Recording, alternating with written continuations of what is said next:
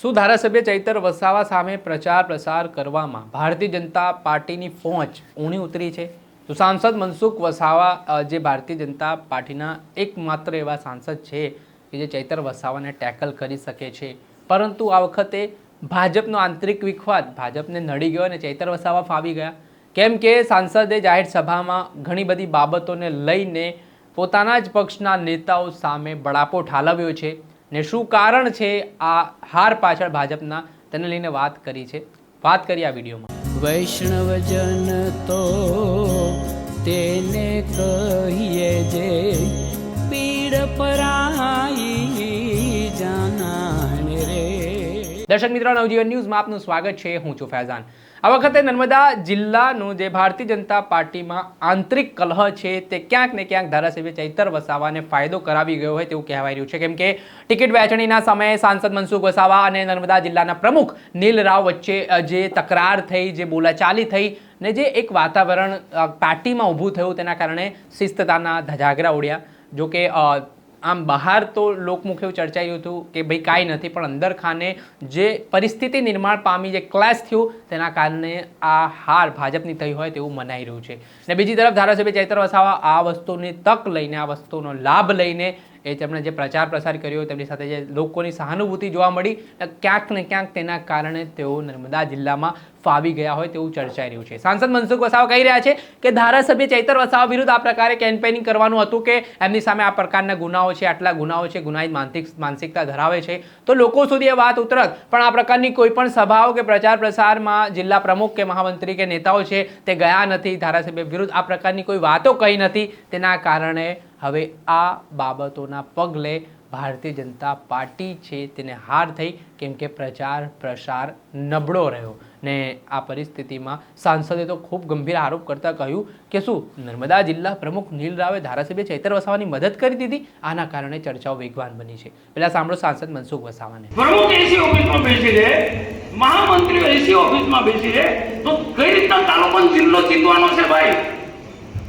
કઈ રીતના જીતવાનો? કે ધારાસભ્ય આવો પ્રકારનો ગુનાહિત કૃત્ય વાળો છે, આટલા ગુના, એ મેં માહિતી આપી છે જિલ્લાના લોકોને. આ જ માહિતી લઈને તમે ગામડે ગામડે એક એક બૂથ પર ગયા હોત, તાલુકાના જિલ્લાના સંગઠનના લોકો, તો આ સ્થિતિનું નિર્માણ ના થયું હોત.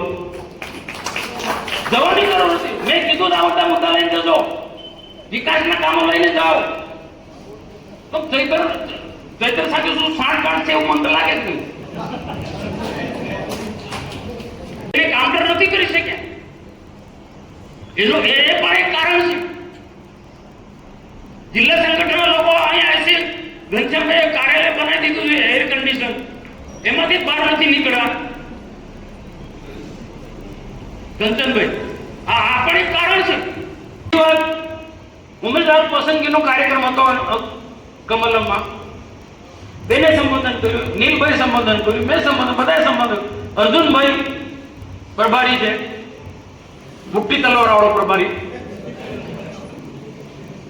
હું તો જે મને અનુભવ છે પ્રકાર બોલું ને ભાઈ, મને જે અનુભવ થયો તે પ્રકાર હું બોલું. મેં મુક્તિ તલવાર વાળો પ્રભારી અર્જુન, નામ પણ કઈ રીતના અર્જુન પડી ગયું મને ખબર નથી પડતી. મેં સંબોધન કર્યું. પછી નીલભાઈ ઉભા થયા, પૂર્ણ સમાપન થઈ ગયું કે જેને પણ કઈ નાની મોટી તકલીફ હોય તો મને ફોન કરજો. અડધી રાતે ફોન કરજો. હાલો, કોઈ ઉમેદવાર તને ફોન થોડો કરવાના, જે વ્યવસ્થા કરવાની આપણે વ્યવસ્થા કરી દેવાની હોય. મેં તરત જ મેં અર્જુનભાઈને ત્યાં બેઠા હતા બેને બધાને કે આપણે એન્ટી કેબિનનો બે છે, જે પણ વ્યવસ્થા કરવાની હોય તે કહે. એટલે મેં એ જ વાત કહી હતી ને એ જ વાત કહી કે ભાઈ આપણી પાસે પૈસા ના આવ્યા હોય તો ઘનશ્યામભાઈ પાછલા વર્ષમાં ઘનશ્યામ દેસાઈ જાડેજા જે કામ કરતા હતા એ બી મીટિંગમાં હતા.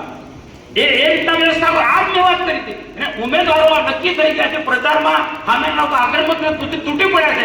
આપણો ઉમેદવાર નથી નીકળતો પૈસાના કારણે. જે પણ વ્યવસ્થા થાય ગમે તેમ કરીને એને પૈસા આપો. આ લડાઈ કોના લીધે લડ્યો? પાર્ટીના ઉમેદવારોના લીધે લડ્યો, તાલુકાના ઉમેદવાર કે જિલ્લાના ઉમેદવારો. બીજું કશું નથી. કે આ જ વાત થઈ, વાર્તાલાપ થઈ. આદિવાસીમાં બંને આદિવાસી બહેનો મારા બહેનો છે, પણ સમાજની અંદર આની જે અસર થઈ છે બહુ ગજબની, ભયંકર, જે સોશિયલ મીડિયામાં ચાલ્યું છે. પાછા બધી વાતો કરે છે, મનસુખભાઈ બધી વાતો કરે છે. પણ બે આદિવાસી બેનો ખરી પણ નોન આદિવાસીને પરણેલી છે. ને એની સાથે જિલ્લાના પ્રમુખને પણ જોડી દીધું.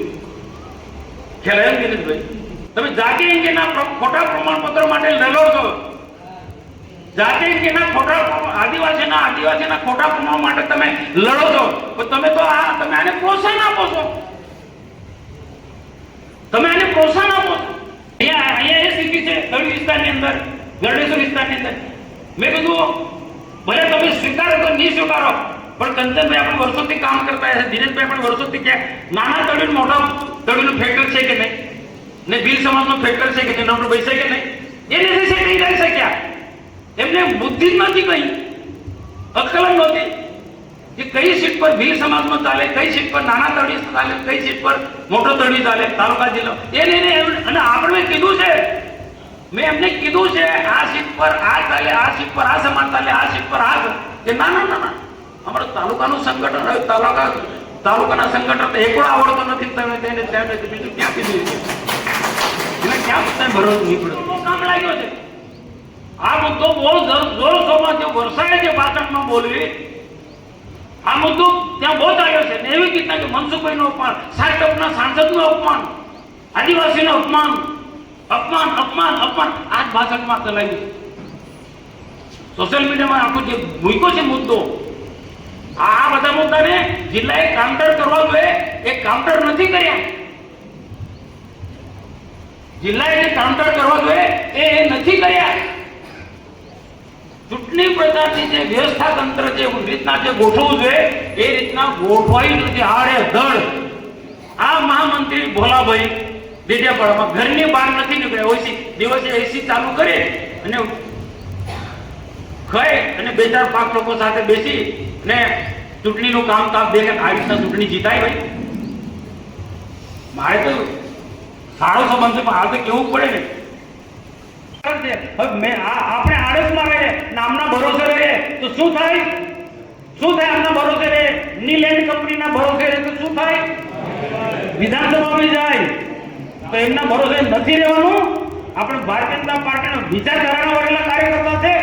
2 વર્ષ સુધી એવી મહેનત કરો જે પહેલા પાછલા 20-25 વર્ષમાં આપણે જે મહેનત કરતા હતા ને ઋષિભાઈ, તમે વડીલો છો, દિનેશભાઈ તમે નીકળી પડો, કોઈ કે નાખો, હર્ષભાઈ તમે કોઈ કે નાખે, પ્રકાશભાઈ કોઈ કે નાખે, નીકળી પડો. એવું નથી કે આપણી પાસે કોઈ ટીમ નથી. એટલે એમને મેસેજ આપો કે તમે કામ કરવામાં સક્ષમ ના હોય ને નીકળી જાઓ. અમારી પાસે બહુ જૂના લોકો, હર્ષભાઈ જેવા લોકો કામ કરવા સક્ષમ છે. અને પ્રદેશમાં કહીશું અમે ભાઈ આ લોકો નિષ્ફળ ગયેલા લોકો જેને કામ કરવા સક્ષમ મોડે ઉઠે છે, રાક્ષસી વૃત્તિના માણસો. આ તો નવાને ચાન્સ આપ્યો છે. પછી એ નવા લોકો ફેલ ગયા, તાલુકાનો હોય કે જિલ્લાનો હોય, ક્યાં કોને ટિકિટ આપવી, તાલુકામાં, જિલ્લામાં, એ જ એમને ખબર નથી. આવા નોલેજ વગરના લોકો બેસી ગયા છે. એટલે આવું જ પરિણામ આવે ને. આ સૂચના એમને સુધી આપજો. એમને કાં તો પ્રદેશમાં પણ આપણે કેવું પડી બેન ભાઈ જાડેજા બાપુ માજી પ્રમુખો એ લોકોનું કેવું પડે, પ્રકાશભાઈ કેવું પડે એમને કે તમે જો કામ કરવાના સક્ષમ ના હોય પદ છોડ દો ને નવા લોકોને ચાન્સ આપો. તમે કામ કરવામાં સક્ષમ ના હોય, ચૈતર એન્ડ કંપનીને કાઉન્ટર કરવાની તારામાં ક્ષમતા ના હોય તમારામાં, ને નિરંજનની સામે લડવાની નીલમાં તાકાત ના હોય તો બધા પદ છોડ દો ભાઈ. આવનારા દિવસોમાં બંને વિધાનસભા આપણે જીતવી છે. ડેડિયાપાડા વિધાનસભા પણ જીતવી છે અને નાંદોદ વિધાનસભા પણ જીતવી છે. આ લોકોના ભરોસે નથી રહેવાનું. એમનું તાલુકાનું સંગઠન હોય, એમનું શહેરનું સંગઠન હોય, એમનું જિલ્લાનું સંગઠન હોય, એના ભરોસે નહીં રહેવાનું. એમના જો ભરોસે રહ્યા તો આ જે સ્થિતિ થઈ ને એવી સ્થિતિ થશે.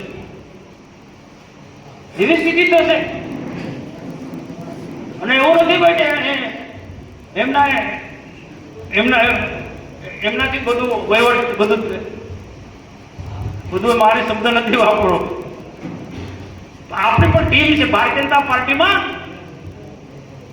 અમારા જૂના લોકો છે, દિનેશભાઈ કામે લગાડી લેવું વિધાનસભામાં, એમનું કોઈ ક્લાસ બી નહીં લાગે. આ નિરંજન વસાવા દારૂના અડ્ડા ચલાવે છે. આ લખજો ભાઈ, આ લખજો. આ નિરંજન વસાવા કુંવરપરામાં દારૂના અડ્ડા ચલાવે. મેં નીલ રાવને વારંવાર કીધું છે તો આ પોલીસની બહુ મોટી વગ છે. તું કેને રેડ પાડો ને, ત્યારે નથી પડતો. કેમ ભાઈ? એનું પણ કારણ તપાસ કરવા જેવો છે કે પછી એમને કોઈ સપ્લાય કરનારા ના તાર અડેલા છે બધા. આ એવું હોઈ શકે ભાઈ. આ અડ્ડાવાળાનો બધું સપ્લાય કોણ કરે છે એ બી કઈ થશે ને. આ બધા તમારે જાણવું જરૂર છે. મને તો ખબર છે દારૂ જુગારના અડ્ડા ચલાવનારા લોકોએ બેફામ આપણા વિરુદ્ધમાં કામ કર્યું છે. આખા જિલ્લાની અંદર દારૂ જુગારના અડ્ડા ચલાવનારા લોકોએ બેફામ આપણા વિરુદ્ધમાં કામ કર્યું છે. ભાજપ વિરુદ્ધમાં કામ કર્યું છે. જ્યાં ભરૂચ વિસ્તારની અંદર કોઈ પણ અડ્ડાવાળો દારૂ જુગારનો અડ્ડાવાળો કોઈ હિંમત તો કરે કે ભાજપનું કામ વિરુદ્ધમાં કામ કરે હોય તપાસ કરો. આનું નામ ના આપણા લોકોએ શું વિરોધ ના કર્યો, શું સોશિયલ મીડિયામાં જવાબ આપ્યો છે નીલ એન્ડ કંપનીએ સંજયને બચાવવા માટે. ખોટો પ્રચાર, અપપ્રચાર, વર્ષા જેવાના જે ભાષણો એ ચલાવ્યા એને કાઉન્ટર જિલ્લાએ કરવું જોઈએ સોશિયલ મીડિયામાં. મારું સોશિયલ મીડિયાનો અહીંયા કાર્યાલયમાં ચાલતો તે બંધ કરી દીધું. તે બી બંધ કરી દીધું. હા, એવો બંધ કરી દીધું નીલ રાવે. એની માનસિકતા તો જુઓ તમે. સંજય જેવો બોલવું પડે. ભલે હારી ગયો, હાર્યો નથી. સંજય કે સંજય તાકાત વાળો માણસ છે, એને હરાવવામાં આવ્યો છે. પણ એને આખી અભિમન્યુ જેવી દશા થઈ. એને આખા પેલા કોરો તૂટી પડ્યા. આખા કોરો તૂટી પડ્યા. પેલા પાંડવો કેટલા જોતા રહ્યા. નીલ જેવા પાંડવો જોતા રહ્યા.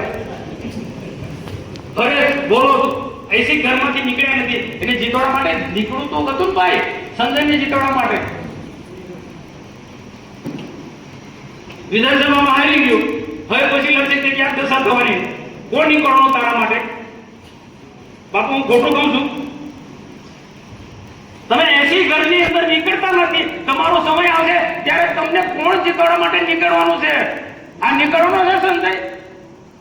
હું શંકરભાઈને અભિનંદન આપું છું, એટલો લડ્યો છે સંજયની હાથે. અને જે વ્યૂહરચના કરી છે તમે સોશિયલ મીડિયામાં તમે જુઓ.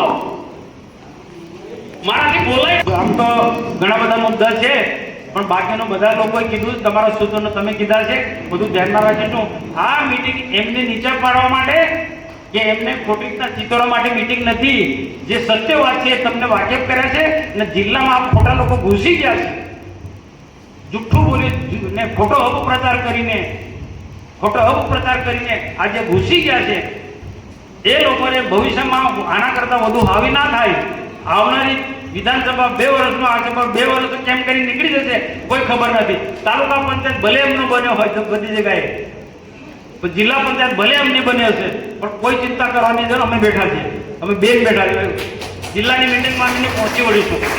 જે રીતે આપે સાંસદ મનસુખ વસાવાને સાંભળ્યા કે જે તેમણે પોતાનો રોષ વ્યક્ત કર્યો છે ને તેમને વિશ્વાસમાં લીધા નથી ને આ વિશ્વાસમાં લીધા વગર ટિકિટોની વહેંચણી થઈ ગઈ ને બધી વસ્તુ કરી દેવામાં આવી ને તેના કારણે ક્યાંક ને ક્યાંક આ ખામિયાજો ભારતીય જનતા પાર્ટીને નર્મદા જિલ્લામાં ભોગવવું પડ્યું હોય તેવા સીધા આક્ષેપો તેમણે કરવાની શરૂઆત કરી છે અને કહ્યું પ્રધાનમંત્રી નરેન્દ્ર મોદીના જીવનથી તમે શીખો કે વહેલી સવારે કેટલા જલ્દી ઉઠી જાય છે અને કઈ રીતે તેઓ પોતાના કાર્યકર્તાઓને સંવાદને વિશ્વાસમાં રાખે છે. પરંતુ નર્મદા જિલ્લામાં જે પરિસ્થિતિ નિર્માણ પામી તેના કારણે હવે સાંસદ મનસુખ વસાવા તેના સીધા જવાબદાર નીલ રાવ જેઓ ભાજપના જિલ્લા પ્રમુખ છે તેમને ગણાવી રહ્યા છે અને આના કારણે ફરી એકવાર નર્મદા જિલ્લામાં આંતરિક વિખવાદ હવે ચરમસીમાએ જોવા મળી રહ્યું છે.